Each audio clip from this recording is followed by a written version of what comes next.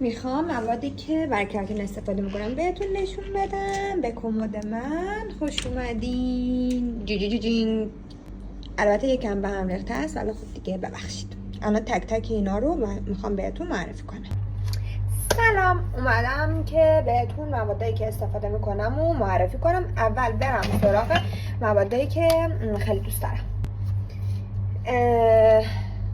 پلکس جونیور، اینو من خیلی دوست دارم و واقعا قویه. شماره 1 هست که 20 دقیقه میذاریم روی مو بمونه برای موهای کیسان، و اینم شماره 2 همون ماسک بعدش هست که اصلا فلس هم نمیبنده، یعنی باز شما میتونید ماسکو بزنید، حالا هم همون موقع به نظر بزنید خیلی بهتر، هم میتونید مثل بعضی از پلکس ها ماسک های پلکس ها که فلس رو میبندن آخر کار بزنید، فرق نمیکنه. ولی من دوتاشو با هم دیگه میذارم، 20 دقیقه اول این، 20 دقیقه بعدی هم اینو میزنم و کیسانی کامل برطرف میکنه.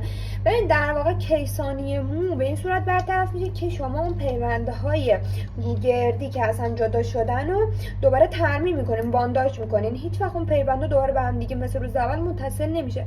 ولی از کات شدن و اون کیسانیه شما خیلی میتونین جلوگیری کنین. خب بوتاکس های مورد علاقم، بوتاکس پرایم که یه بوتاکس سفیده. بوتاکس های سفید میدونی که ایای بالاتری دارن و صافی آنچنانی ندارن، کاملا هم گیاهی، عکس درخت هم باشه. خیلی خوشبو، خیلی خوبه. میتونیم برای تراپیایی که میخواین مثلا به موها آبرسانی انجام بدین استفاده بکنید. تو کارا مولتی فانکشن ابریشم سازی برای موهای بلون، موهای نچرال خیلی خوبه، ولی برای موهای بلون بهتره که از این بوتاکس ایجی مکس استفاده کنید. خب بوتاکس ایجی مکس همونطور که میدونید اینم دیگه آخرش خالیه، آبی کربونی یا حالا بنفش طور هستش که باعث میشه اون رفله های زرد و نارنجی که توی مو هست و شما برطرف بکنید. کار براش هم خیلی راحته. کلا اینا رو میتونید دوتاشونو برای تراپی سرد، تراپی گرم، بوتاکس سرد، بوتاکس گرم و با عنوان بسترساز هم استفاده بکنید. از این لحاظ هم بسترساز که وسط کار مولتی تریتمنت، مولتی فانکشن اسمای مختلفی داره. مولتی تریتمنت بهش میگن، مولتی فانکشن میگن، ابریشم سازی میگن. بین همه این کارا میتونید این یکم مراحلتون باشه، حالا یا این یا این، ولی برای ایا بیشتر این بهتره.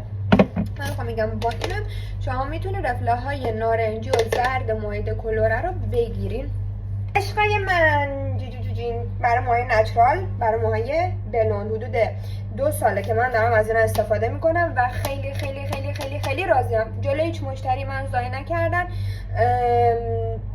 به جرات میتونم بگم بالای 2 سال هم ماندگاری داره. اصلا مویی نیست که اینا صاف نکنن یا مویی نیست که اینا صاف کنن و همون برگشت بخوره.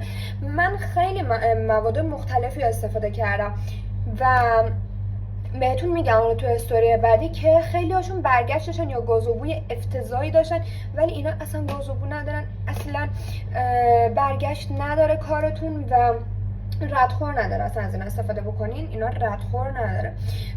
حدود 2 سال پیش تمام برای موهای خودم استفاده کردم وقتی که اولین بار خریدم. بعد کلا بچه ها میدونم من موادی که جدید میخوام میشه رو موهای خودم تست میکنم تا ببینم کارش چجوریه. تست کردم و دیدم مثلا مراقبتی که ندارم، ولی اینا آخ نگفتن انقدری که اینا قویان و حتی موهای فر برزیلی، فر آفریقایی هم این صاف میکنه. خیلی دوستشون دارم.